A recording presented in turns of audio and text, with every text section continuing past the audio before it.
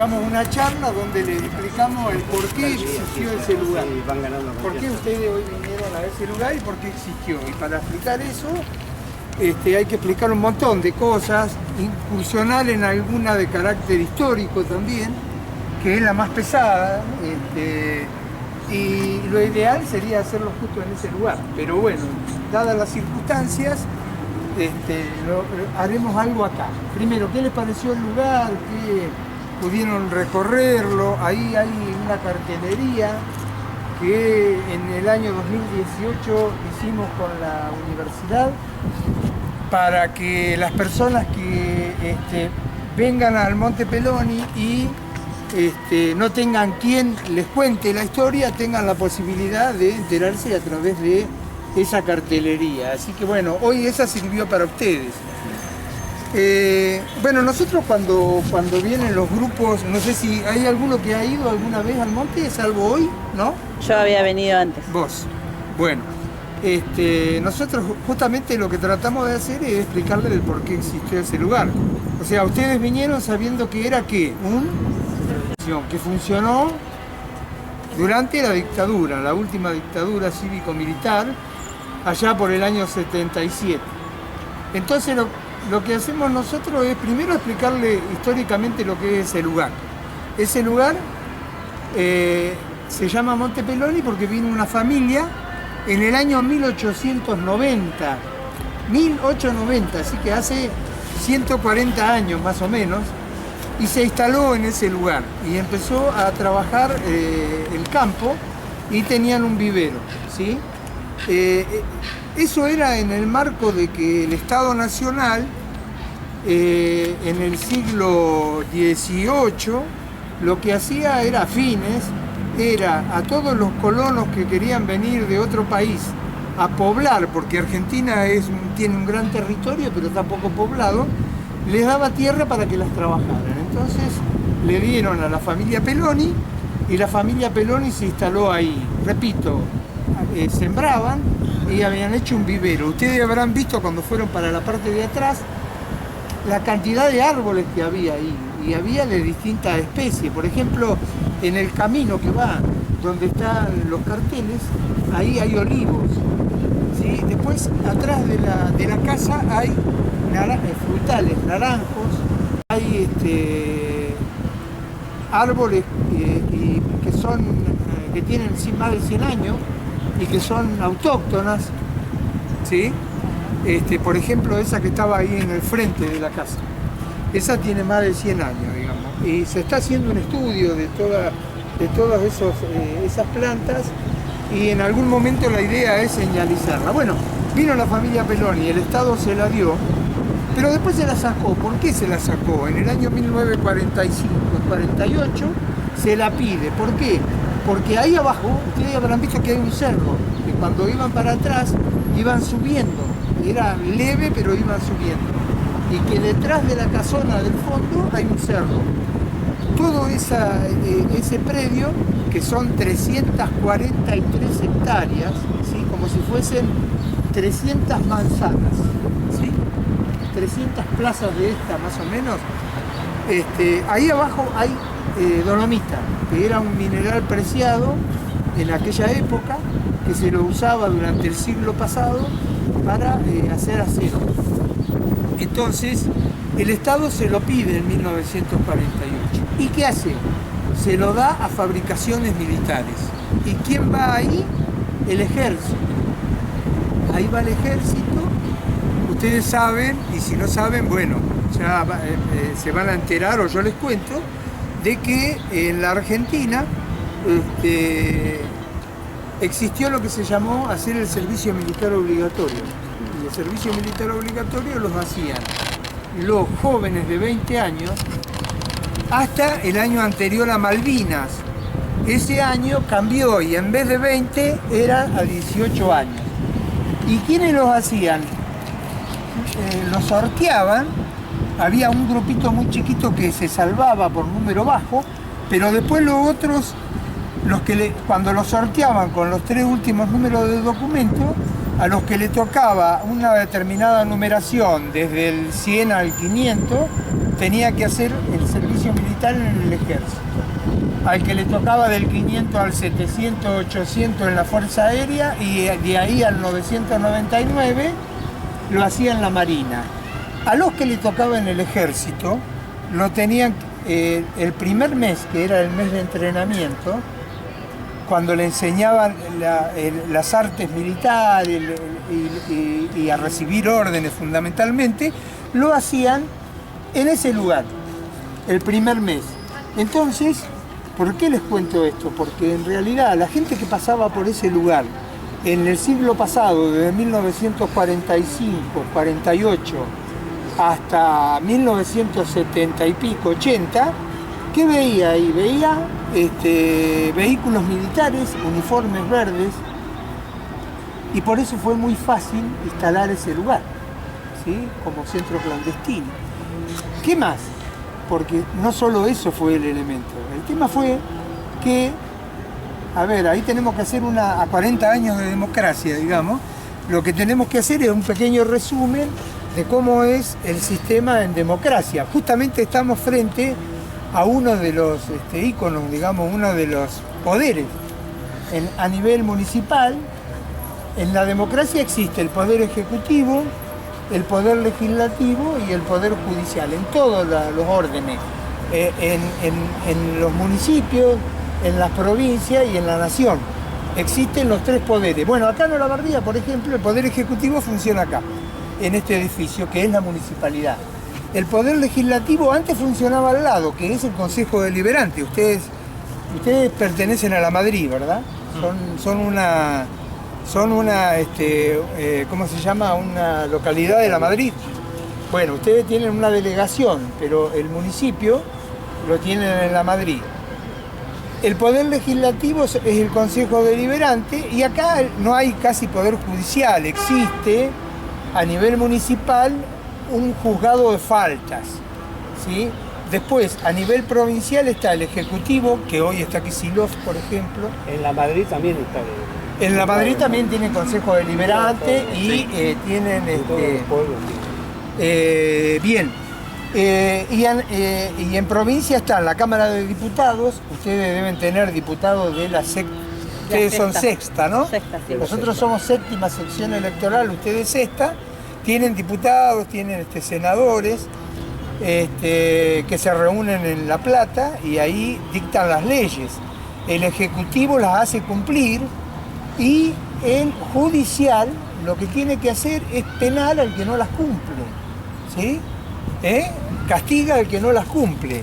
Bueno, entonces, conociendo cómo son los poderes en democracia, hagamos un ejemplo. Por ejemplo, cuando alguien comete un delito, cuando está en conflicto con la ley, ¿qué pasa? Digamos, a ver, en la Madrid, digamos, alguien se roba una gallina o roba a un vecino. ¿Qué hacen? Lo denuncian. ¿A quién lo denuncian? A una comisaría, a una delegación de una comisaría. En la Colina son, ¿verdad ustedes? Estamos en la Colina. En la Colina.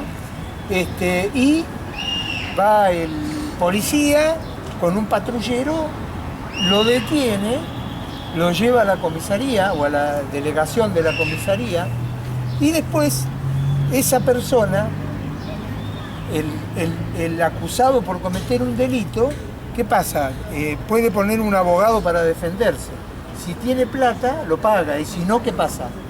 Con el Estado. El Estado lo pone, ¿verdad? Bien, el Estado le brinda un abogado solo para defenderse, Si yo quisiera hacer una denuncia a alguien, el Estado no me paga el abogado a mí que quiero hacer una denuncia. Pero ahí está garantizado el derecho a la defensa. Entonces, tiene derecho a un abogado. Bueno, entonces, viene un fiscal, que es... ¿Quién es el fiscal? El encargado de acusar, el que se va a valer de los argumentos que le dice el vecino que dice que le robó y lo va a acusar. El abogado va a tratar de defenderlo y después, ¿qué hay? Un juez. El juez, en un juicio, una vez que se hace todo el procedimiento, en un juicio, el juez que hace, escucha al fiscal que va a hacer todas las acusaciones, escucha al defensor que le va a decir no, es mentira porque él ese día estaba en Bahía Blanca, no estaba entonces. Y después, en función de esos argumentos, toma una decisión. Si lo considera culpable, ¿dónde lo llevan? A la cárcel, ¿verdad? Lo llevan a una cárcel. Nosotros acá tenemos 3 en Olavarría. Bien. Bien, ese es, se puede apelar, pero ese es el sistema judicial. Y eso es cómo se maneja un delito o una presunción de delito en democracia. Imperfecta, sí, la democracia, con errores, todo lo que quiera, pero es así. Bueno, ¿qué hizo la dictadura militar? Ustedes saben lo que es una dictadura. ¿Qué pasa cuando asume una dictadura? A ver.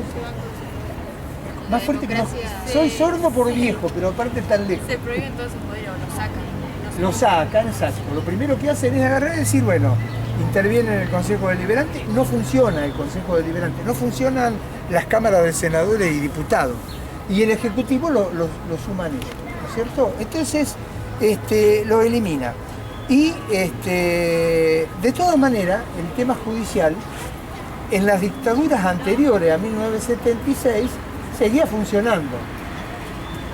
Captado, parcial, pero seguía funcionando. En el año 1976, lo que hicieron fue, cuando había un delito o una presunción de delito político, entre comillas, después podemos hablar si son o no delitos, ya no lo llevaban a las comisarías.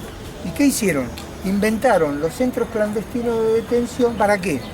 Para secuestrar. O sea, cuando al ladrón de gallina de la colina lo iba a buscar la policía, acá ya no iba la policía. La policía sí iba a buscar al ladrón de gallina, pero cuando un delito era político, no iba la policía y no iban en el patrullero.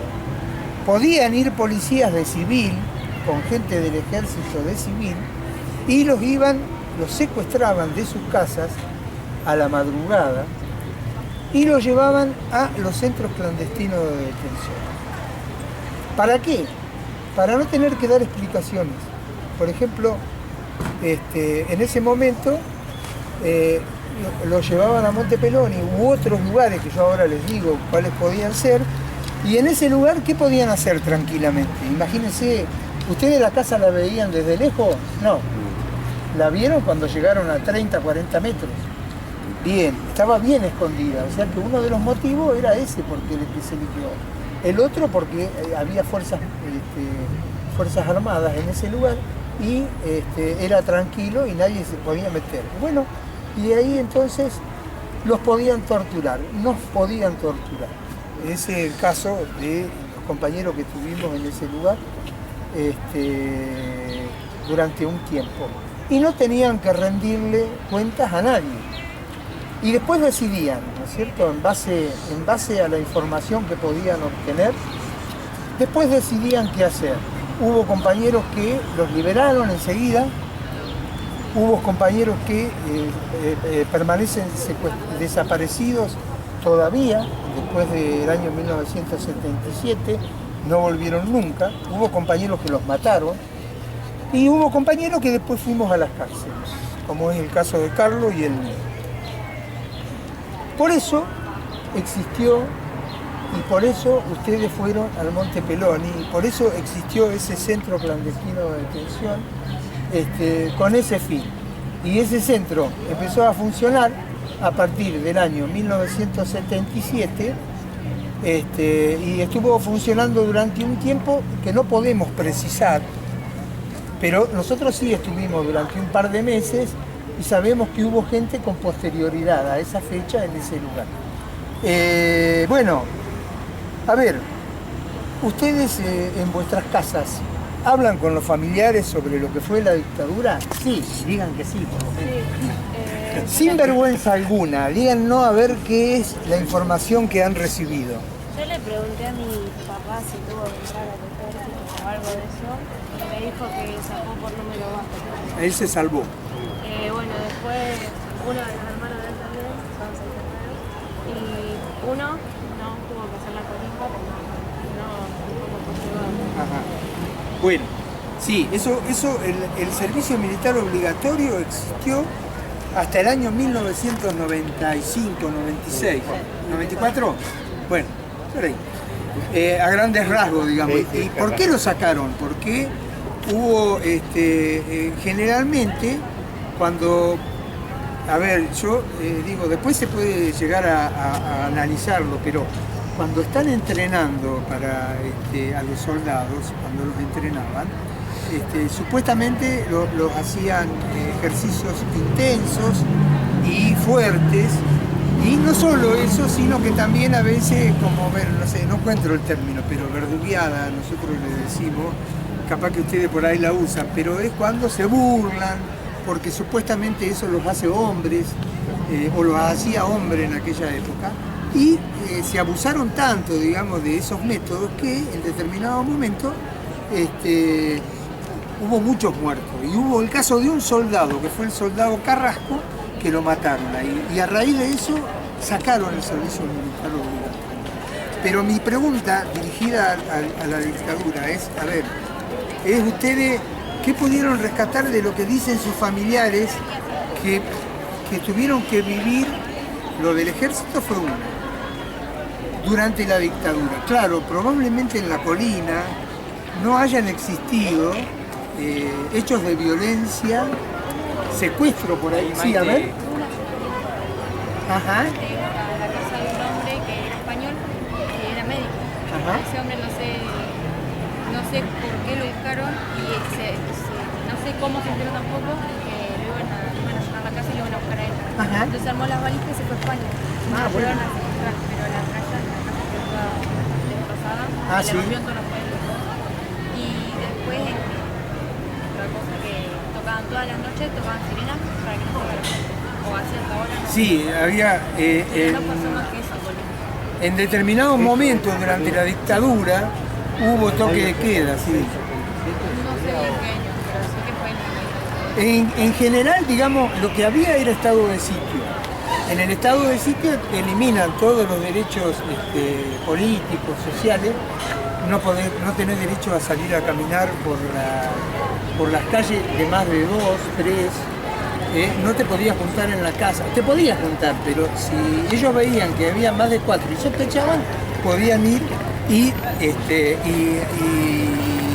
preguntar o detener. Iban a los boliches, a la madrugada, cortaban el baile, pedían documentos. Pero eso quizás, claro, en los momentos que hubo toque de queda pudo haber sido al principio de la dictadura, cuando fue el conflicto del Beagle, que había un conflicto entre Argentina y Chile por los hielos continentales en el límite. Ese fue que el Papa en ese momento fue el que intermedió y evitó la guerra. Ahí había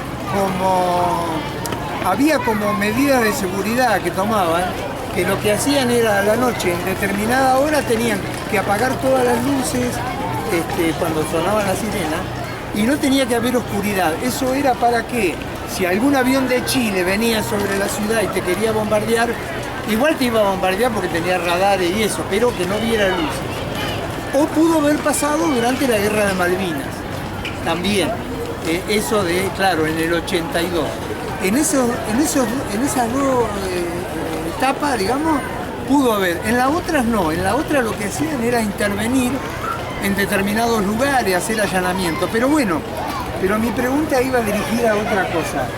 Generalmente los padres, los abuelos dicen, a mí nunca me pasó nada durante la dictadura, a mí no me molestaron, cosa que es cierto, y además algunos, y los militares lo que decían, era que había violencia y que había guerrilla, y que por eso ellos actuaban y que por eso tenían que combatir y eliminar a la subversión, decían en ese momento.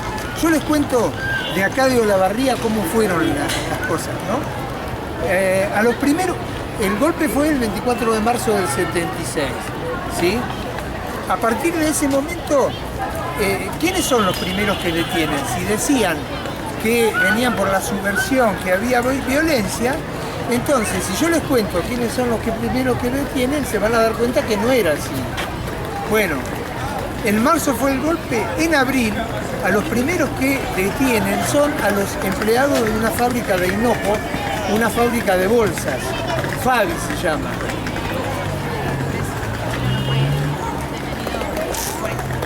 Ahí, en esa, él estaba en Fabi. Bueno, o sea que... ¿Eh? Se llevaron, vendría a ser como el jefe de la fábrica y si no sé cómo fue que a los empleados como mi abuelo no se lo llevaron. Sí, No sé cómo a ver, fue bien, pero fue que estuvo a punto de llevar empleados. bueno, lo que sabemos de eso, y lo pueden contar la gente que fue detenida en ese momento, es que de la fábrica llamaron a las fuerzas de seguridad y militares y los juntaron a los empleados en el patio y señalaron quiénes eran los que estaban en el sindicato y se los llevaron. ¿Sí? Estuvieron presos en la cárcel de Azul, no fueron a Monte Peloni, estuvieron presos en la cárcel de Azul y después de algunos estuvieron meses y después los largaron. No fueron a Monte. Después, ¿a quiénes secuestraron? ¿A quiénes se llevaron? A los empleados, a algunos, no a todos, empleados de la fábrica Loma Negra. Había un conflicto porque se les rompían las bolsas de cemento, entonces lo que los empleados hicieron era pedirle que las bolsas esas las usaran en determinados momentos, pero no siempre. Cuando no le dieron bolilla y quisieron hacer una medida de fuerza, la gente de la fábrica, los gerentes, los dueños, llamaron al ejército, el ejército rodeó la fábrica de Loma Negra y al otro día se lo llevaron preso. No fueron a Monte Peloni tampoco en este caso.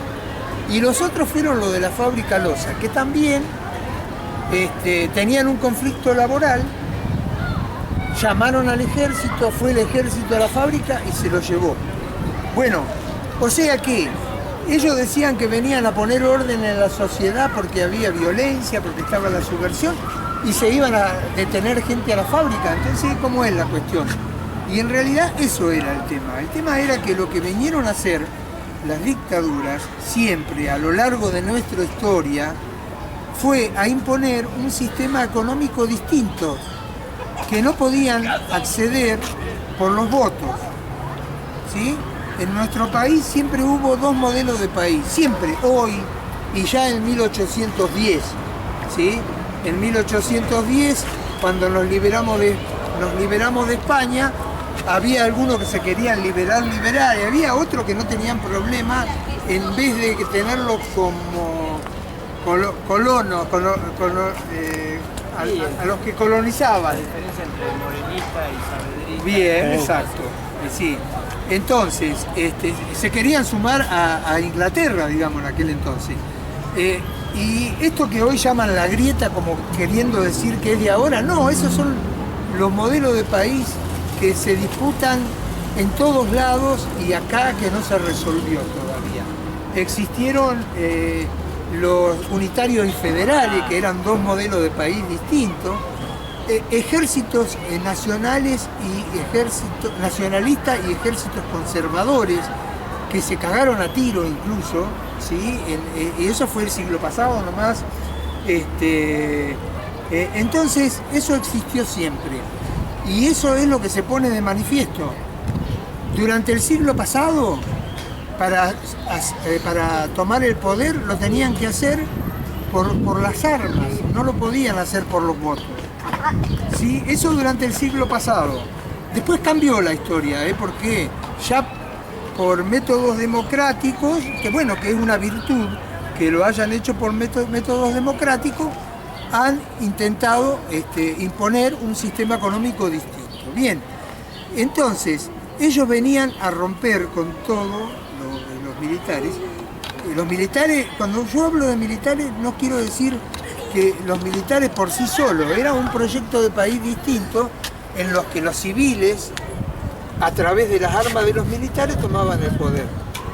Es por eso que venían por las fábricas, querían romper la organización, imponer el miedo en los sindicatos para que no actuaran, y por eso los primeros que detienen son a los de la fábrica Fabi, a los de la fábrica Loma Negra, a los de la fábrica Loza, después siguió con Calera Avellaneda, ¿sí? Y después, a ver, por ejemplo, hubo una fábrica que no llevaron de esa fábrica preso. ¿Por qué? Porque el gerente de esa fábrica, que era un nacionalista con una ideología política que no, era peronista, pero no importa la ideología que tenía, les dijo a los empleados, muchachos, a mí vino el del ejército, vinieron a decirme que si hay un conflicto, yo los llame, ellos vienen y se lo llevan, así que déjense de joder. Ellos lo que no querían era que se organizaran, y por eso actuaron. Bueno, y entonces, ya para terminar, en el año 77, después que pasó todo eso, que se llevaron presos a los empleados, a muchos empleados de fábrica, empezaron a secuestrar, nos secuestraron a nosotros, grupo de estudiantes, trabajadores también, y ya no nos llevaron a la comisaría, sino que nos llevan a el Monte Peloni. Y por eso el Monte Peloni empezó a funcionar a partir de septiembre de 1977. Eso sería la historia del por qué existe el Monte Peloni. Existe porque empezaron a usar esos lugares como centros clandestinos de detención y porque había compañeros militantes políticos, trabajadores, que la dictadura lo que hizo fue romper la organización de los lugares donde ellos estaban y llevárselos secuestrados a ese lugar. Eso es la historia del por qué existe el Monte Peloni. No sé si le queda alguna pregunta. Nosotros teníamos una duda ahora cuando fuimos a la casa, que es, vimos que atrás de la casa hay un pasillo. ¿Qué sucedía en ese pasillo? Bueno, digamos, creo que no tenemos información de que haya sido usado como... Todo el mundo dice, a ustedes los metían ahí, los torturaban. Digamos, no, en realidad, que sepamos no, por lo menos el grupo nuestro no. Lo que creemos que ese lugar era una especie de recipiente donde juntaban agua, porque ahí, como estamos en el cerro, por ejemplo, ustedes habrán visto que adelante había un aljibe. Sí. Ese aljibe la familia Peloni lo cavó para conseguir agua, pero nunca pudo conseguir sacar agua. ¿Por qué? Porque ahí el agua está muy profunda. Y ellos dicen, cavamos como 50 metros y no conseguimos agua. Y después lo usaron para tirar basura, en realidad.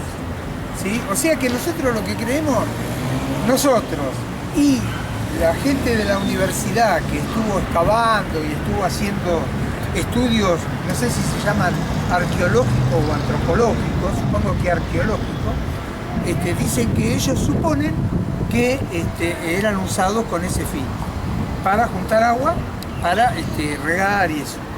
Para regar y también para consumo de ellos. No tenían otra forma de generar. Claro. Vieron que ustedes vieron, porque se le cayó la parte de arriba, se rompió, pero hay un hueco donde vos podés poner un balde y sacar agua. Sí, claro. Entonces de ahí era que se sacaban, por eso no se ensucia el agua, cuando traen el agua queda un agua limpia y la usaban para todo tipo de cosas, porque no tenían agua en el lugar. Bueno, después, yo no sé, a ver, ¿quieren hacer alguna pregunta? Porque, Sí, a ver, ellos tienen una lista de preguntas. bueno, yo quiero que pregunten sin miedo, tranquilos. Íbamos todos charlando, chicos, no sé si alguno ¿En qué momento te buscan a vos? ¿En qué momento? ¿En qué momento? ¿Qué estabas haciendo cuando te buscan a vos? Intentando dormir. A ver, era 22 de septiembre, el día después del Día del Estudiante, que en aquella época, bueno, se festejaba, se hacían asado acá, por lo menos en el parque, que está el arroyo ahí. Sí. En el parque hacíamos asado, después de la noche había bailes y había, se hacía el baile del estudiante. Y me parece que en ese entonces lo estaban haciendo en el lugar donde ahora funciona el Consejo Deliberante. Pero bueno, pero a ver, digamos, nosotros éramos militantes políticos, nosotros militábamos en la Juventud Peronista. Y nosotros, después de que se instaló la dictadura, seguimos haciendo política que estaba prohibido, digamos. Claro. ¿Por qué? Porque ellos son los que invadieron la democracia y eliminaron las leyes.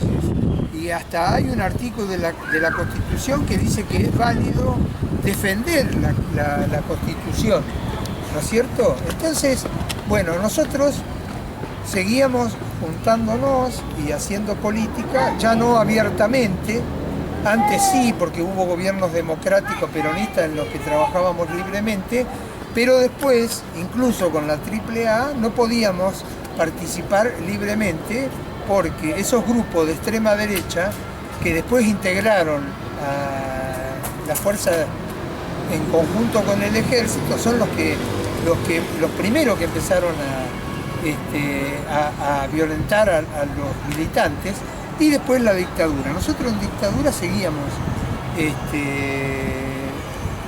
juntándonos y estaba prohibido, ¿sí?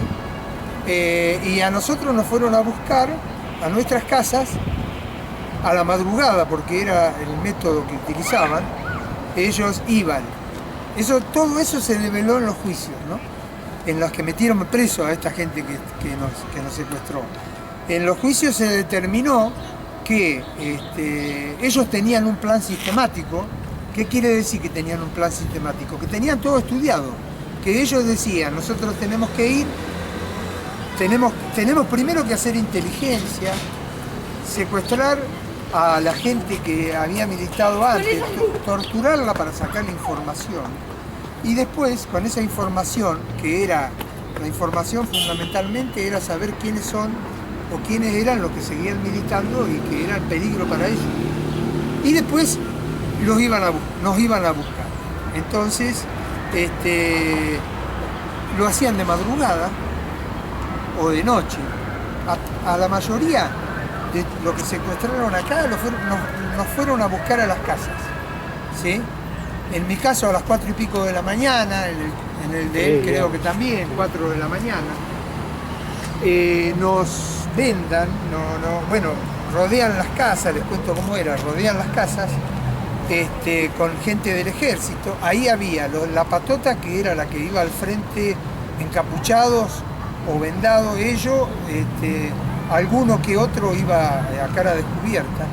Después, a metros más lejos, había otro grupo de militares que lo que hacían era cortar la calle, o rodear la manzana, se subían arriba de los techos para amedrentar y para que no te escapen, ¿cierto?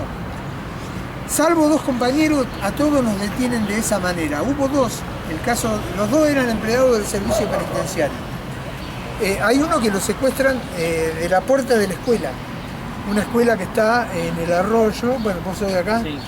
La Escuela Nacional, que está ahí enfrente del Parque de la Memoria. A él lo van a buscar, está en clase, esperan que salga y cuando sale lo secuestran de ahí. En la escuela hay una placa que recuerda este hecho. Ese es uno. Y el otro, él trabajaba en el servicio penitenciario trasladando presos. A él lo mandan a trasladar presos como guardia y no volvió nunca. Son los 2 casos de compañeros que no lo secuestran de la casa y que lo secuestran, si se quiere, de su lugar de trabajo uno y de su lugar de estudio el otro. A nosotros nos vendan cuando nos, van a la casa, golpean a las 4 de la mañana, abrimos, preguntan por los nombres nuestros, y nosotros salimos. Estaban nuestros padres, a nuestros padres los ponen contra la pared, a nosotros nos vendan, allanan la casa, nos suben a vehículos y nos llevan al lugar que en ese momento no sabíamos qué era y que después reconocimos que es el Monte Perón. En ese lugar nos bajan ahí en la parte de adelante donde ustedes entraron. ¿Entraron? Sí. Sí. Donde está enfrente del baño, tendría que ser. Claro, viene a ser la entrada que está el pasillo y después el baño. Bueno, nos ponen ahí, había un ruido que era el ruido de una máquina, que yo digo, ni que nos hubiesen traído una carpintería, porque parecía el motor de una máquina de la carpintería. Era el generador que usaban para generar energía eléctrica. ¿Y la energía eléctrica para qué? Para la picana, digamos, para interrogatorio. Bueno, la casa, cuando ustedes estaban parados de frente a la casa, la primera habitación, cuando entran a la derecha, ahí tenían ellos sus elementos, ¿no? A ver, los que no hacían guardia dormían, ahí tenían su cacerola para hacerse de comer,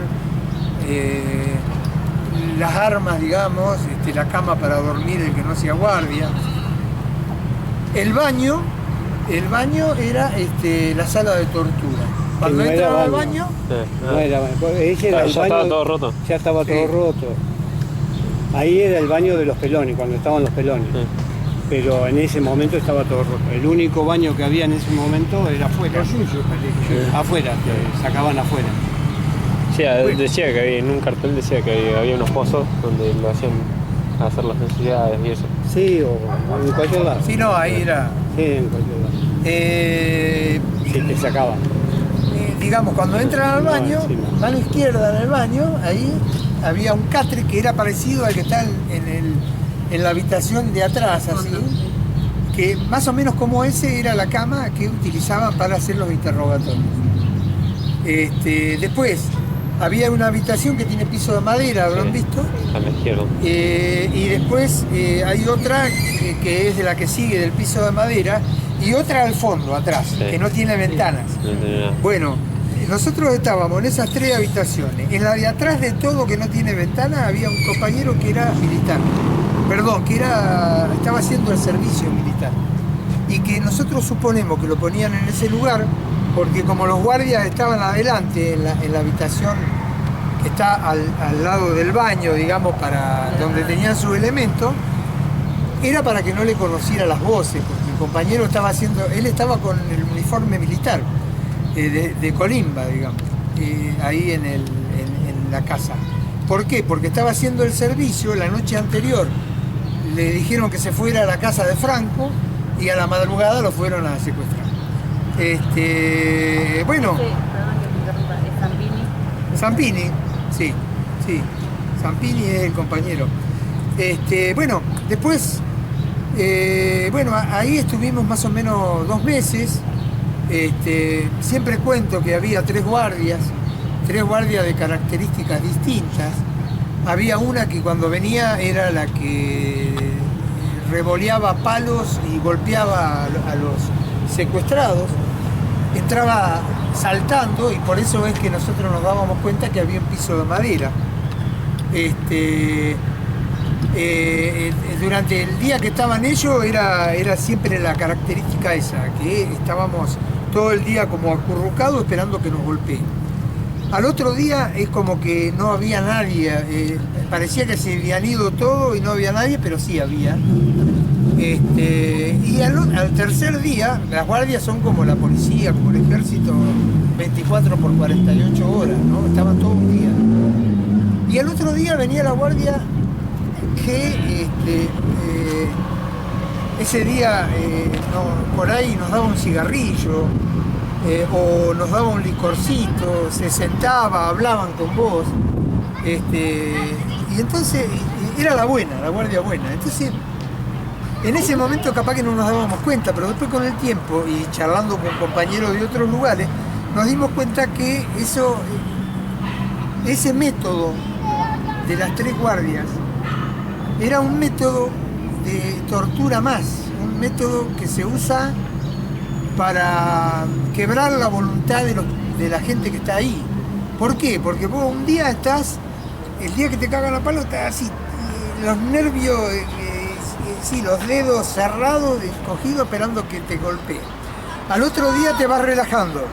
Y el tercer día ya sos Gardel, ¿viste? Estás fumando un puchito. Justamente esa variación en el estado de ánimo es un método más de tortura que utilizaban. ¿Qué más contarle de eso? No sé. No sé qué esta me surge a mí. ¿Solo la tortura era, aparte de este sistema, digo, la picana o tenían algún otro método? Era la picana fundamental, digamos. Después golpes, distintos tipos de golpes. Esta que es medio psicológica también, que la cuestión era decir, vos no tenés que militar más.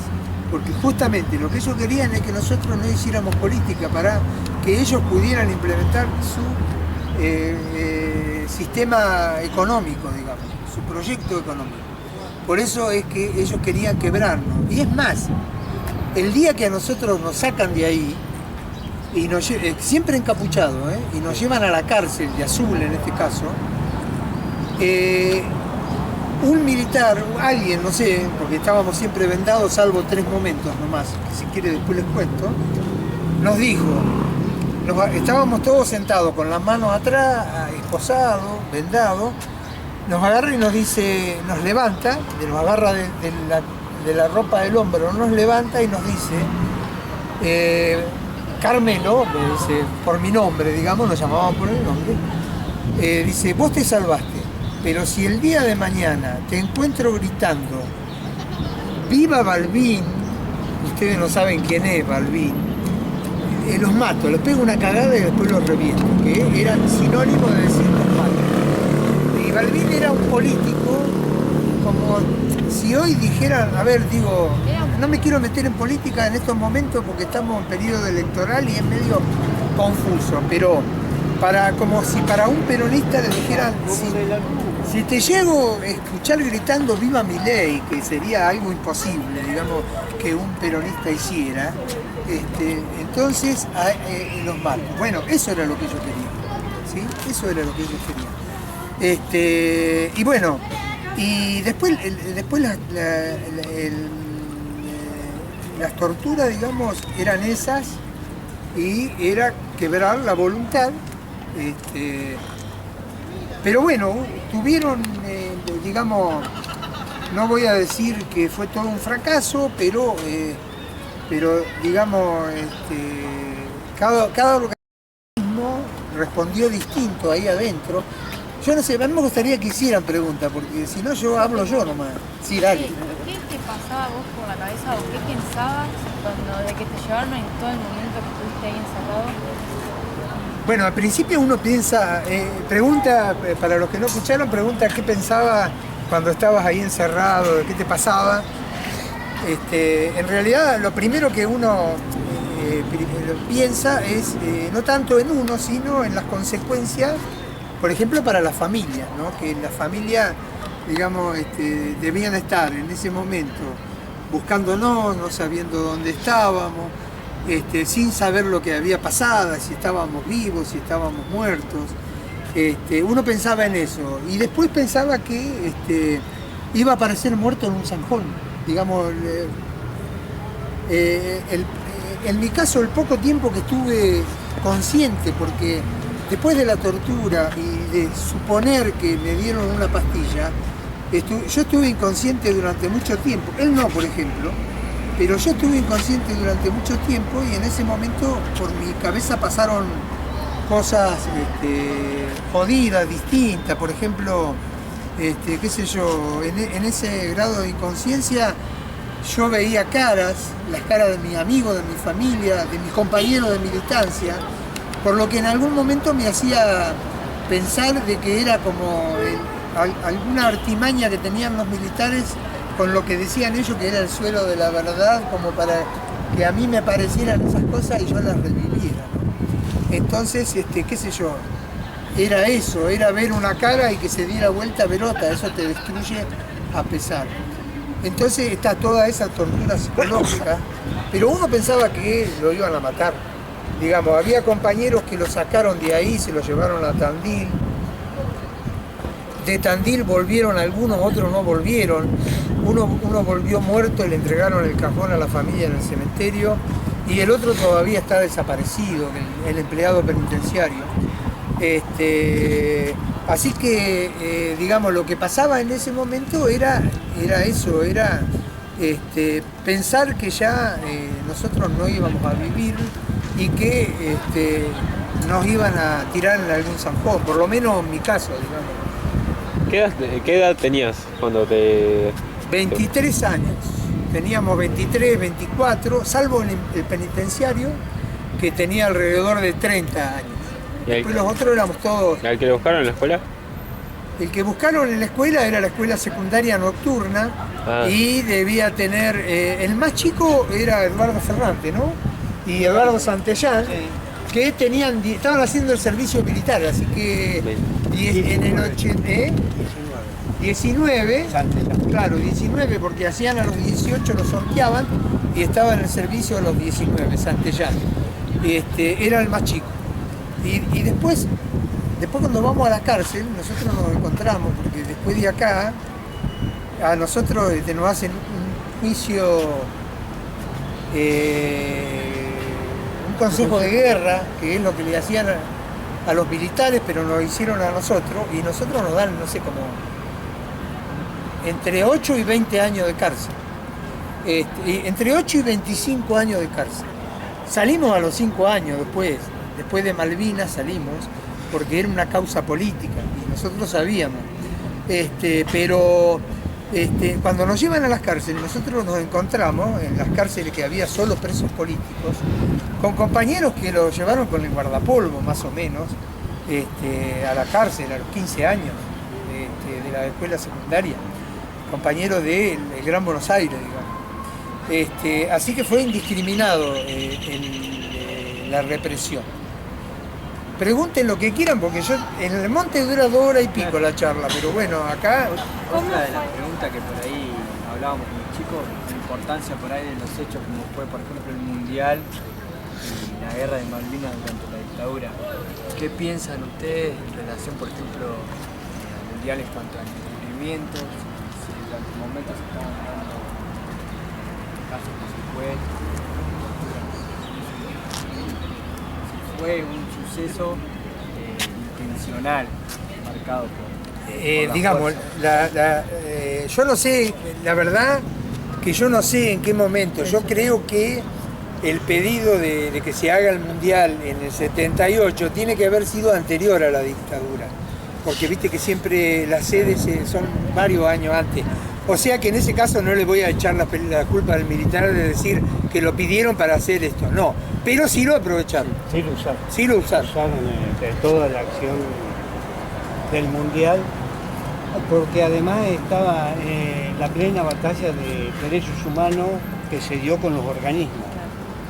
Los organismos de derechos humanos habían comenzado a tener una gravitación, digamos, en lo que era la sociedad y afuera, en el exterior. Porque tenías en el caso, por ejemplo, de los jugadores holandeses que pidieron entrevistarse con las madres, y las madres querían estar ahí, así que esa acción política estuvo. Mire, sí, perdón, sí, habrán escuchado en estos días algo de Johan Cruyff, que le hizo, que no sé, de los goles, de Mbappé, eso. Johan Cruyff, que no es alemán, sino que es un jugador de Holanda, si no me equivoco, no vino a la Argentina porque había una dictadura. ¿Sí? Entonces, nada, lo traigo a colación porque es un hecho de que en el debate lo nombraron a Cruyff. Bueno, Cruyff es uno, creo que no vino. Y una de las cosas que comienza a suceder es el endeudamiento que va teniendo la dictadura. O sea, había que pagar los estadios y el tema de la modernización de lo que fue Capital Federal con el tema de la autopista. De 7.000 millones de pesos, de dólares que se debía en el gobierno de Isabel Perón, se terminó en 45.000 millones de dólares, la deuda. O sea, el crecimiento de la deuda fue exponencial. Y el otro tema es que se produce a la falta de lo que sucede hoy, a la falta de dólares hubo un proceso de inflación. Claro, eso es por ahí lo que siempre charlamos con los chicos, que no solo lo social afectó la dictadura, que mucho también se deja de lado en cuanto a la economía, ¿no?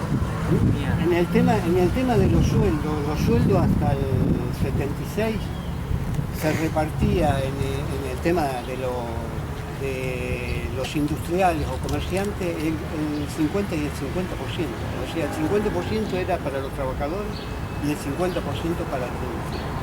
Se termina en el 76 y pasó a ser el 30%. O sea, disminuye el tema de la entrada de dinero para los trabajadores, que lo pierden, porque no pueden hacer reclamos, no pueden hacer huelga, porque intervienen el Ministerio de Trabajo pasa a ser comando un capitán.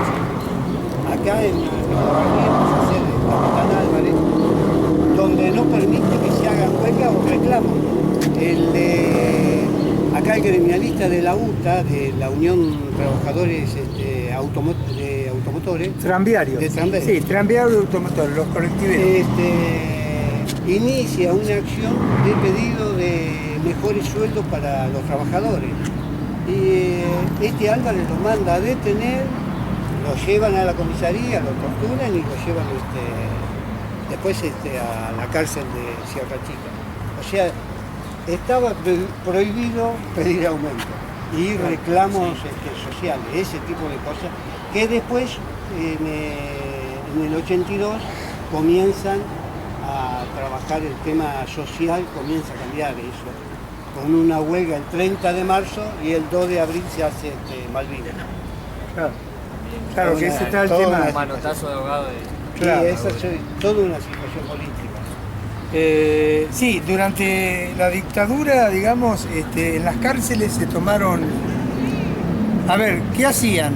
Sacaban presos de los pabellones y los llevaron de rehenes a Córdoba, ¿no lo habían llevado? Que si llegaba a suceder algo durante el Mundial, los mataban, digamos. Eran como rehenes que habían tomado. Incluso, digamos, uno dice, bueno, cuando estaba preso tenía la seguridad de que no lo mataban. No, hubo compañeros que los largaban, le daban la libertad y los largaban a las 12 de la noche de la cárcel y los secuestraban de vuelta afuera y los mataban, digamos. Así que la cárcel, si se quiere, uno podría hablar un montón de distintas cosas de la cárcel, de cómo la pasamos, qué pasó, cómo salimos después de la cárcel, que bueno, si nos sirvió, para qué nos sirvió, etcétera, etcétera. Pero no era seguridad lo que nos brindaban, cuando supuestamente, cuando uno está en la cárcel, no tendría por qué sacarlo nadie. Y acá hubo compañeros de Sierra Chica que lo sacaron de la cárcel, lo llevaron al Monte Peloni para torturarlo, y después lo volvieron a la cárcel, ¿no? Y después en el 82, con el tema de Malvinas, bueno, justamente fue el motivo por el cual nosotros salimos en libertad, porque si no, no hubiésemos salido en libertad. En Malvinas hubo compañeros que se anotaron para ir de voluntario a Malvinas, que estaban presos, estaban locos, ¿no? Pero se anotaron para ir de voluntario a Malvinas. Cuando se perdió el Malvinas, digamos, cuando se entrega, se rinde el ejército y bueno, las Fuerzas Armadas en general, se produce la retirada de la dictadura, ya empieza a planear la retirada y ahí es donde da elecciones para fines del 83, ¿sí? Y hay como una apertura política. Dentro de esa apertura política, para Navidad de ese año, del año 82, a nosotros nos liberan. No, repito, entre 8 y 25 años nos habían dado con el Consejo de Guerra, que también es toda otra historia de cómo son los consejos de guerra. Pero llevábamos 5 años y pico y nos largaron, a casi todos, uno solo creo que quedó. Pero nos largaron a los 5 años. ¿Eso qué quiere decir?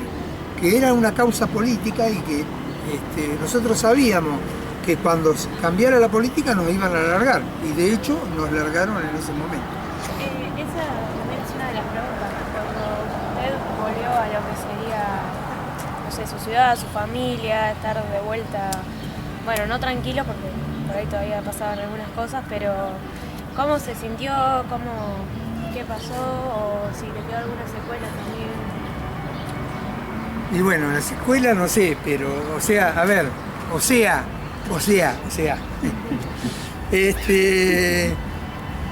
Yo creo que secuelas le quedan a todos, algunas visibles, otras por ahí no.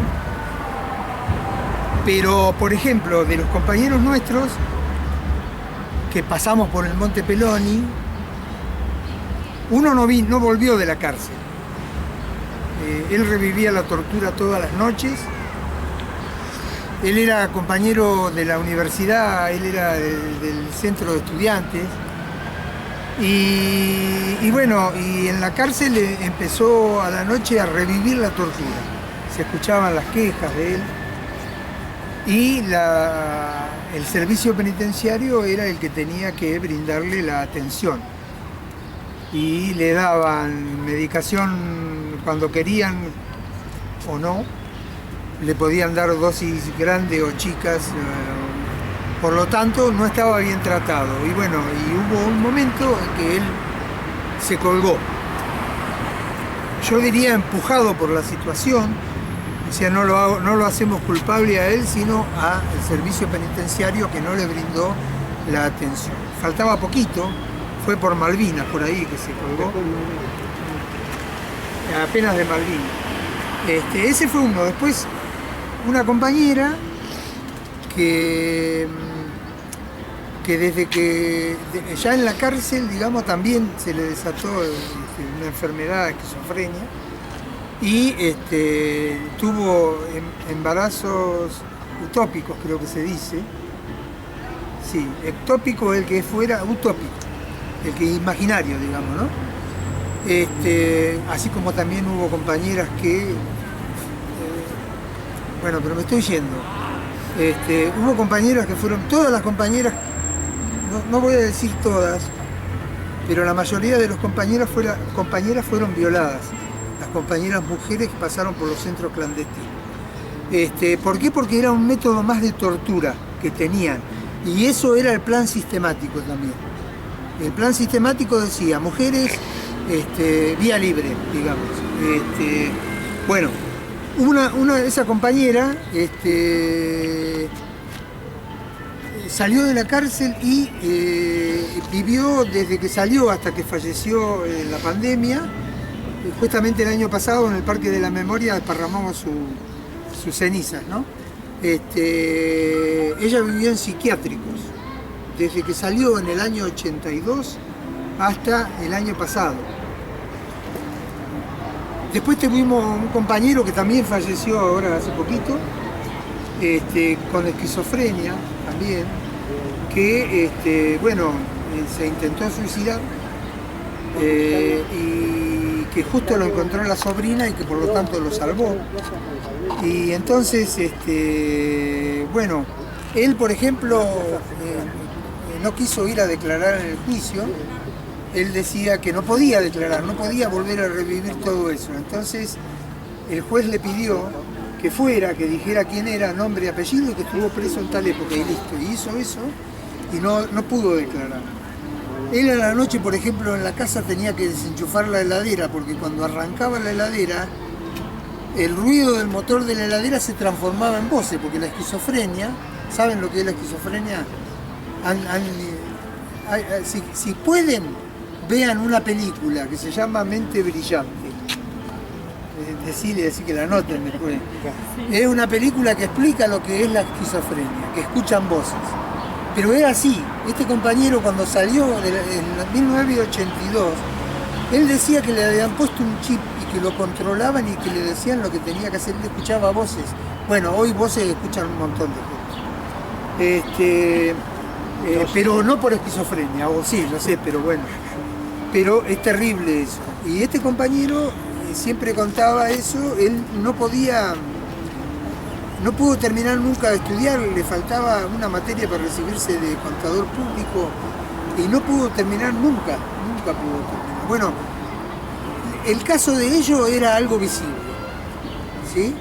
Después lo otro, a ver, les cuento algo de la cárcel. En la cárcel nosotros o te destruís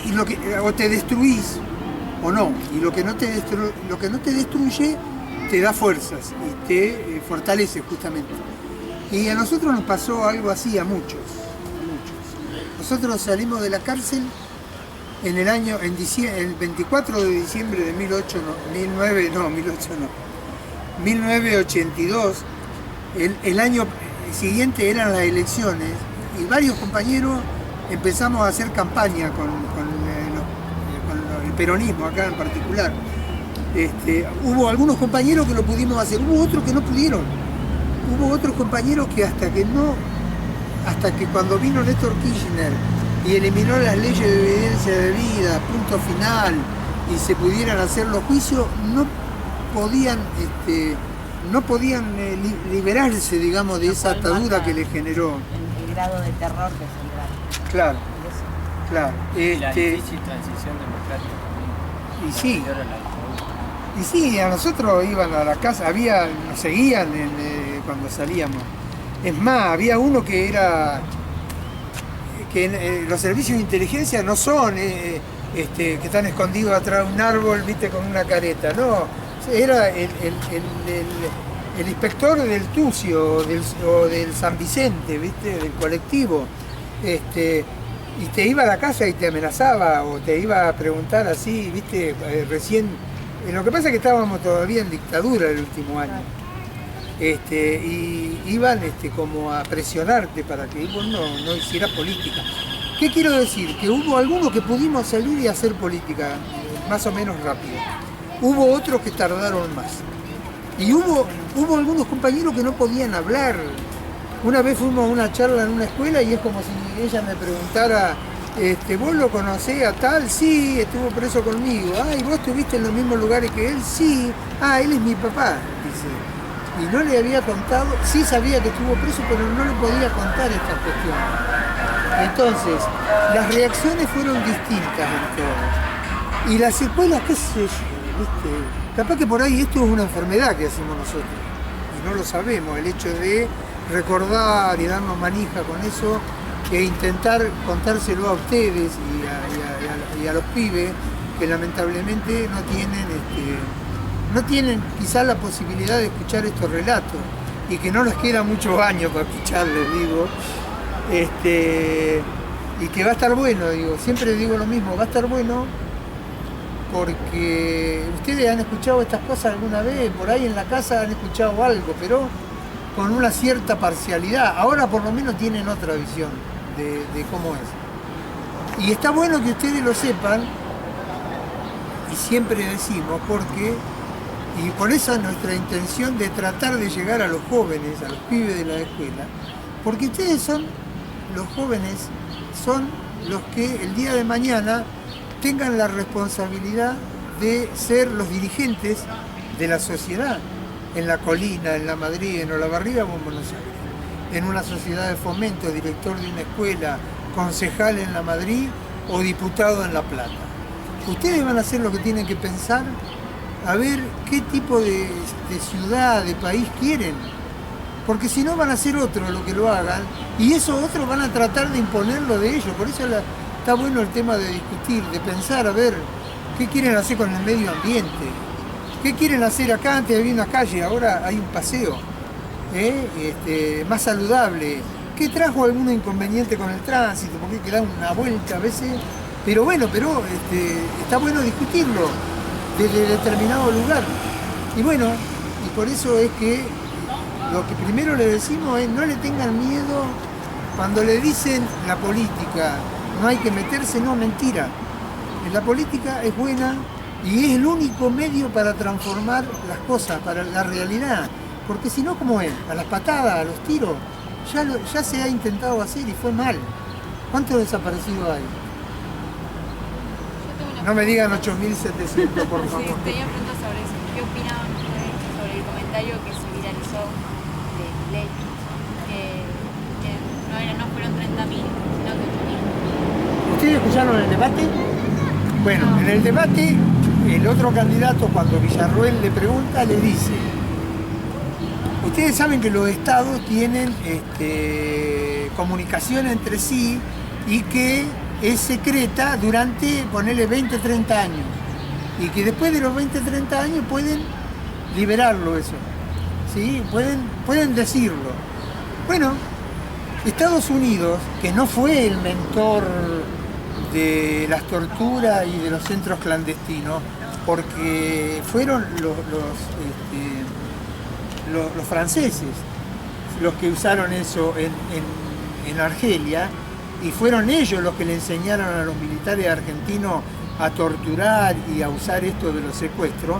Estados Unidos liberó la información y dijo que en el año 78 el ejército había informado que había 22.000 detenidos, desaparecidos y víctimas muertos.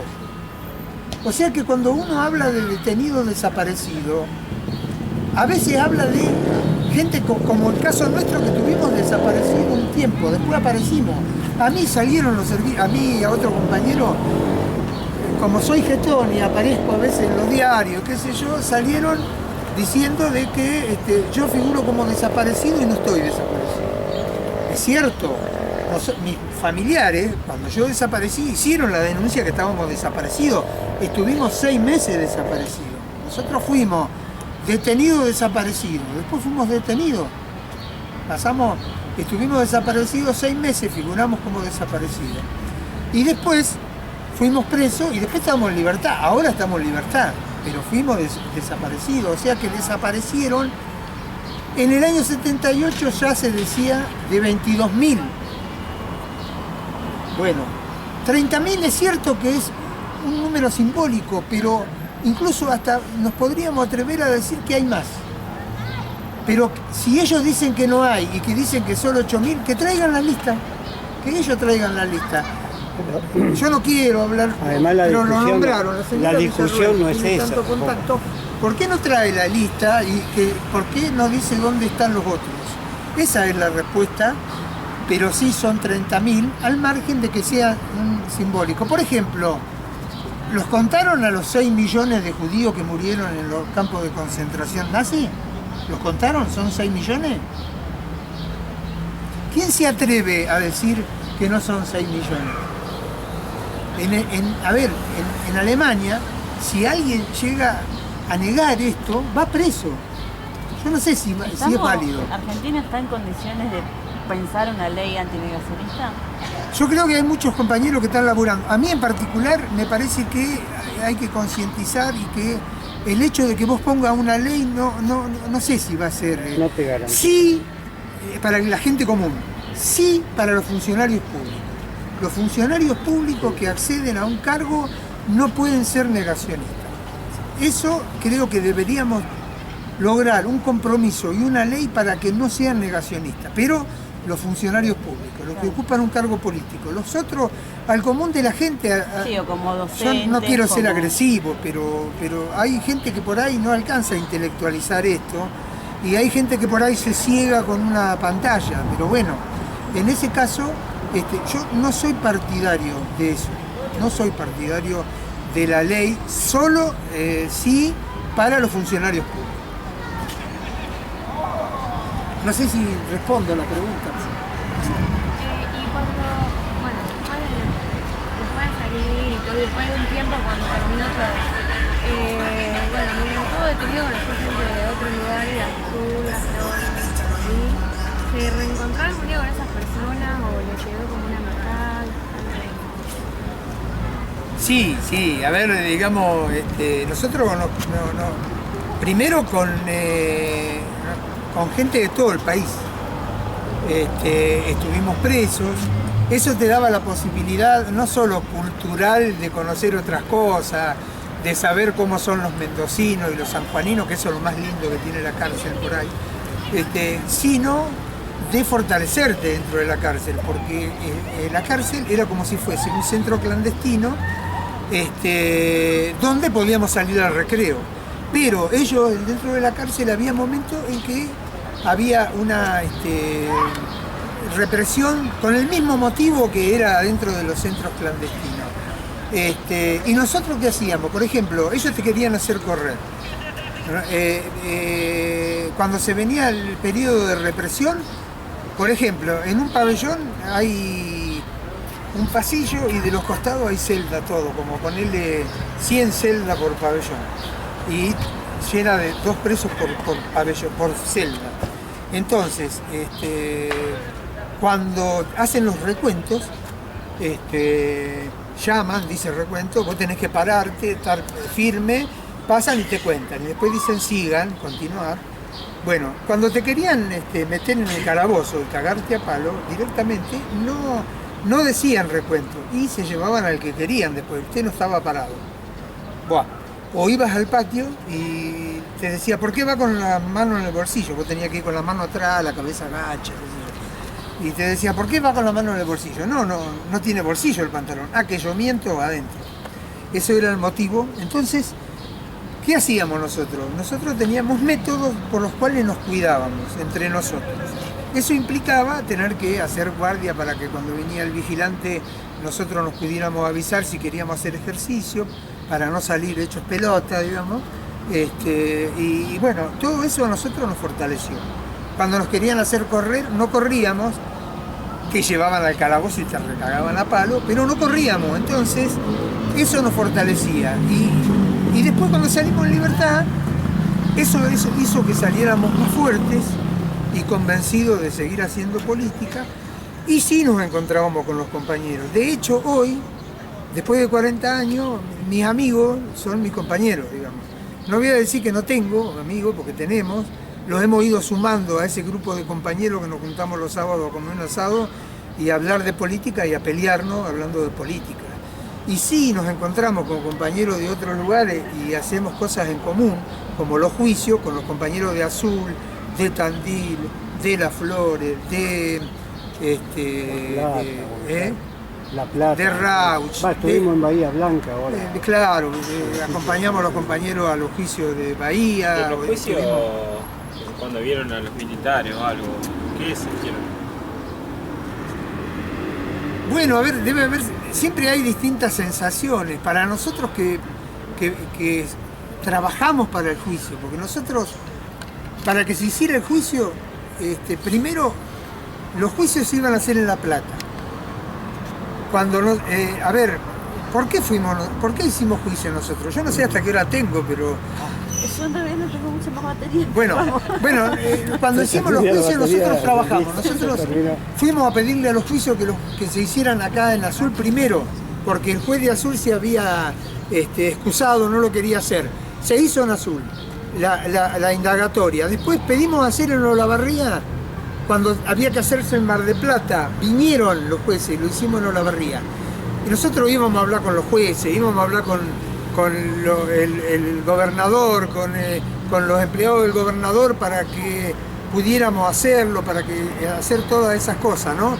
O sea que para nosotros, cuando nos encontramos con los militares, fue fuerte, pero veníamos fortalecidos y pudimos decirle un montón de cosas en la cara. ¿Hubo reconocimientos? ¿Le reconocía ese fulano, mengano?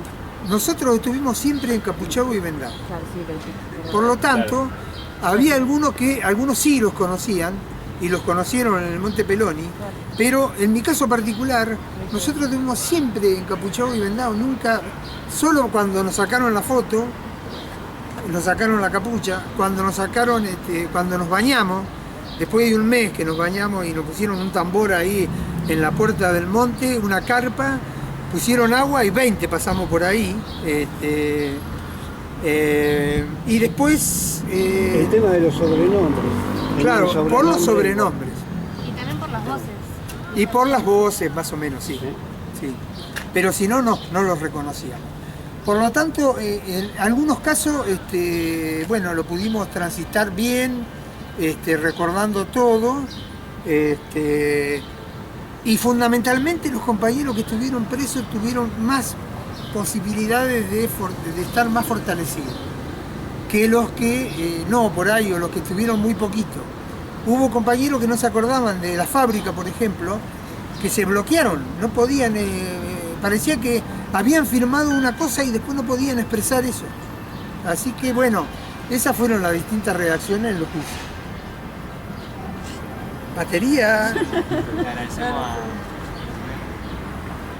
No, la verdad que para nosotros es un gusto. Lástima, en serio, que no lo pudimos Que no hacer nos allá, encontramos, porque sí. podíamos haber tomado mate, ponele.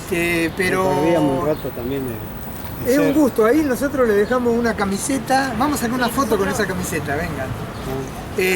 Para que ustedes hagan lo que les plazca con ella. Es la camiseta del lugar, del sitio.